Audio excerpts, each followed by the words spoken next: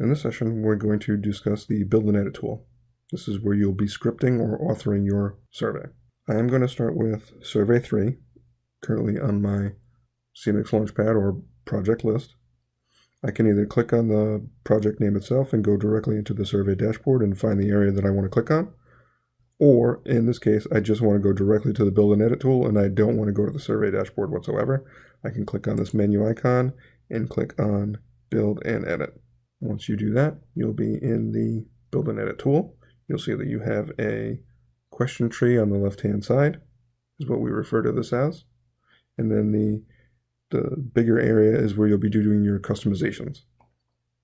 So by default, you get a section and a blank page to start from. And to do so, the easiest way to do that is to click on the Add New Question button. This will bring up the new question menu, where you have a lot of built-in options, both in the standard and advanced, as well as the library. We'll go into some of those details in future sessions. But for now, what we'll do is just add a standard radio item question to go on this first page. I can also rename this question. So if I don't want it to be Q1, this is the default because there's no other questions already in the survey.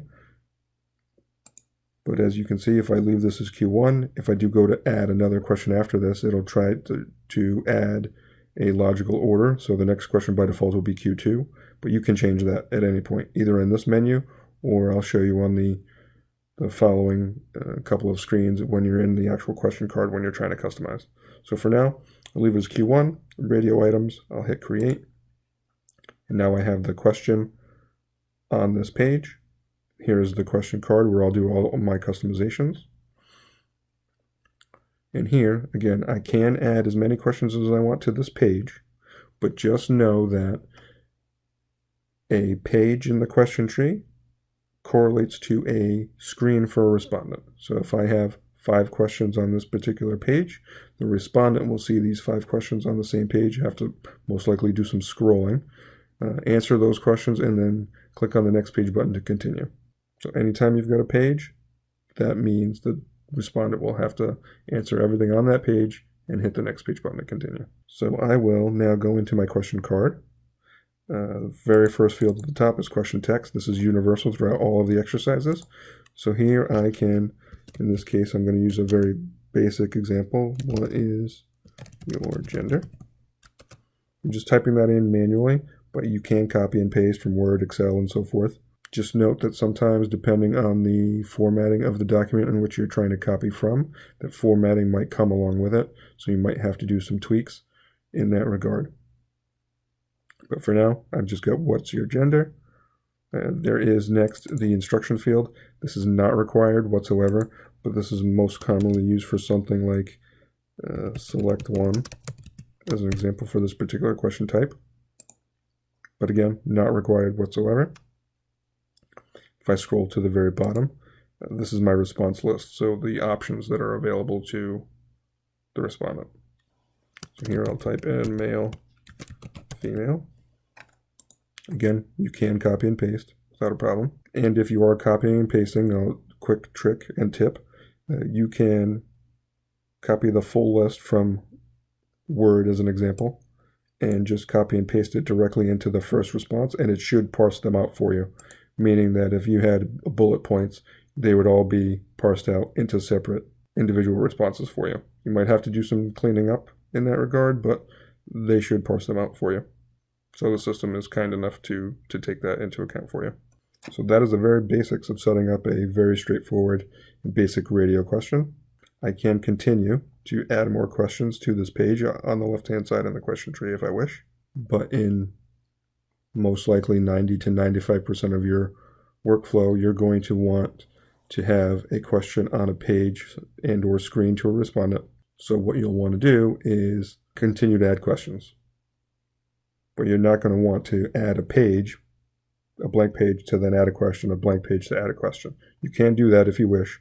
So the buttons on the bottom left of the question tree, there are 4 of them. The third one over is add a page. If I wanted to add a page, I can click on add a page and it will add a blank one just like you saw initially when we first came in with the a page with nothing on it. So you can do that and then click on New Question if you wish. You can do that without a problem. But for the most part, again, you're going to want a question already on a page.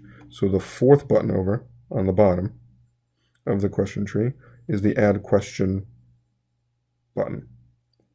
This will allow you to see that same menu, and you can see again now the numbering is going to Q2 already by default. You can again change that as you see fit and select the question type you wish, but now you'll see that there's a placement option. So what this will do is by default it will add this page with the question already on it by default at the end. So it'll continue to tack things on to the bottom of this list in the question tree.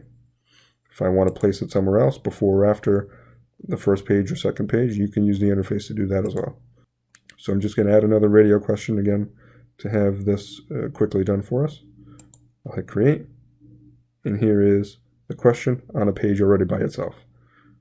So again, most likely you'll be clicking on this fourth button over very, very frequently. I can go in and now delete this page. It's blank because I don't want to utilize it. Or I can just add another question to it if I see fit. Or I can drag it down. All of these options on the left-hand side in the question tree are draggable and droppable. So if I even wanted to move Q2 to the same page as Q1, I can drag and drop it as well. Or remove it. I can move it to another page. Or if I do want to get rid of the page, I can click on the vertical ellipsis to the top right of the page itself, and you'll see that there's a number of options. In this case, I want to delete. It'll ask you to confirm, and then we'll remove it. And earlier I did mention that you also do have the ability to rename your questions. So let's say, for example, you weren't paying attention, it added Q2. Maybe I want this to be Q2A. I can just add the letter A to the end of it. And if I click on the Add Question button again on the bottom right, you'll see Q2B is now the default for the next question. Again, I can change that. So maybe I want to get out of the A and B's. I can go to Q3. And that is the basics of the Build and Edit tool and adding questions.